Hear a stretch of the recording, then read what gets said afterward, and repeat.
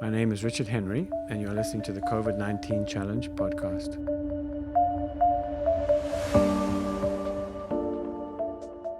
So, in this episode, we're going to further look into ACE-2 and look at trying to understand why obesity is a separate and probably the strongest risk factor for getting sick and dying with COVID-19.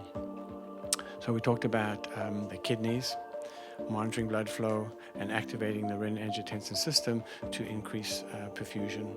They do this by increasing salt and water retention, and also then driving the heart and the blood vessels to increase blood pressure. So everybody everywhere gets vasoconstricted and tightened up a bit in order to maintain flow, even though it's at a restricted, maintain pressure even though it's at a restricted flow. Otherwise, some of the more sensitive areas won't have enough flow at that low pressure. So high pressure doesn't always relate to high flow. So here we've got the kidneys are in control. Now, in one circumstance, there's another organ in our body that also has the ability to control blood flow and try to influence blood flow. And that organ is fat. Now, in a young, thin, healthy person, a fat organ is really quite small relative to other organs. The biggest organ in our body is muscle, followed by skin. But in a morbid obese state, fat can become the largest organ in our body. And so this is an add-on organ, and our cardiovascular system wasn't designed to cope with that on an ongoing basis, and works much better when we're not obese. And so fat cells and fat tissue, as we know, is poorly perfused because it's not meant to be there. When we do have it, it's meant to be temporary because we have evolved to be able to pack on the weight and pack on fat in times of excess. In the more extreme climates during the summer and the fall when food, particularly sugar, is available, and then we can use it up during the winter time. And so fat needs to be perfused as well, and it is poorly perfused. So fat cells actually have been able to activate some of their genome to produce aldosterone, which is the downstream molecule in the renin-angiotensin system that increases blood pressure. So fat cells are producing aldosterone locally, particularly when they're around blood vessels. They go straight to those blood vessels and have a direct or paracrine effect, and they also that level also goes systemically. Fat cells also produce another hormone, particularly when a person is obese, and that hormone is called leptin. And leptin goes to the adrenal gland, or goes everywhere, but it's recognized in the adrenal gland by a leptin receptor, which activates aldosterone production. So fat can influence blood flow, blood pressure, particularly and increasing blood pressure so that it can be perfused by activating aldosterone in the renin-angiotensin system. Now that's going to stress endothelial cells, and which are then going to cause them to make more ACE-2. And so you set up with the endothelial system is doing the best it can, but it's trying to downgrade the signal, and fat is doing the best it can to stay alive, although many fat cells do in fact die from lack of oxygen and then get eaten up by macrophages. And so you have actually more macrophages in an obese abdomen than there are fat cells, and they're trying very hard to clear all these dying fat cells. And those macrophages break off and get circulated around the blood system, and they end up being attracted by the endothelium, which is now sending off stress signals, and so we end up with large macrophages full of fat, which then and cholesterol, which becomes oxidized and start to clog up the arteries. It really is a very sad state of affairs, and all predicates on fat cells requiring higher blood pressure to get perfusion through those fat cells, which are tightly packed and stuffed full and really struggling to get enough oxygen to survive. So they're creating this hypoxic or low oxygen stress signal, which then ties into the aldosterone system, activating ACE-2.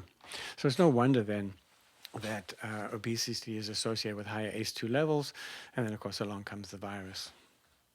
Who else is at risk for ACE-2 depletion? Well, it's become very apparent over the last year that certain race groups are susceptible to COVID-19 infection, causing higher rates of sickness, illness, and death. And so again, the virus has no political agenda. It just does what it does. But certain race groups have slight differences in their renin-angiotensin system, and in fact have evolved to have a very, very active and very responsive, in fact even overactive renin-angiotensin system, which has served them well in times of deprivation. So we know that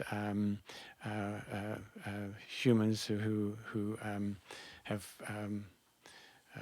evolved or grown up in Africa and perhaps Southeast Asia have a much more powerful renin-angiotensin system, and well, when they don't need it, but it's overactive, end up with renin-angiotensin system diseases, which are high blood pressure, cardiovascular disease. So that is why probably a very, very, very valid explanation as to why COVID syndrome, COVID-19 is so lethal in African Americans, for instance. There doesn't seem to be any difference with gender, although possibly males have a higher rate, but it's not really that strong. That's worth talking about. Where we do know that that males have a slight differences in their renin-angiotensin system, which may account for that as well. We all know that age is a particularly strong factor. In fact, the strongest of all, other than even more so than obesity.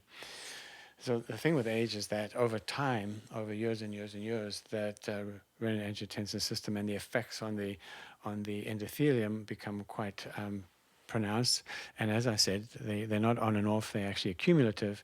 And so we know that the cardiovascular system in an 80-year-old is really quite worn out and quite oxidized and quite damaged by excessive peroxynitrite activation throughout life. And this is cumulative, and those cells are far more sensitive to the renin-angiotensin system as well. And so this is cumulative damage, which is then accentuated by the illness. Secondly, although older people may not necessarily be fat, as in obese, carrying extra fat, but a lot of their muscle actually gets resorbed or actually shrinks and is replaced by fat. So when you look at fat content in muscle of an older person versus a younger person, there's a vast difference. So in fact, they may really be more in an obese state, and particularly with fat around blood vessels that are now running through those muscles. And so they're getting a deranged signal where they would like to be perfusing muscle, which is then active and open and requiring oxygen. In fact, they're perfusing fat, which is solid and not really and inelastic and requires higher blood pressure. And so that's why we may end up with a very stressed renin-angiotensin system perfusing what used to be muscle but which is now largely fat.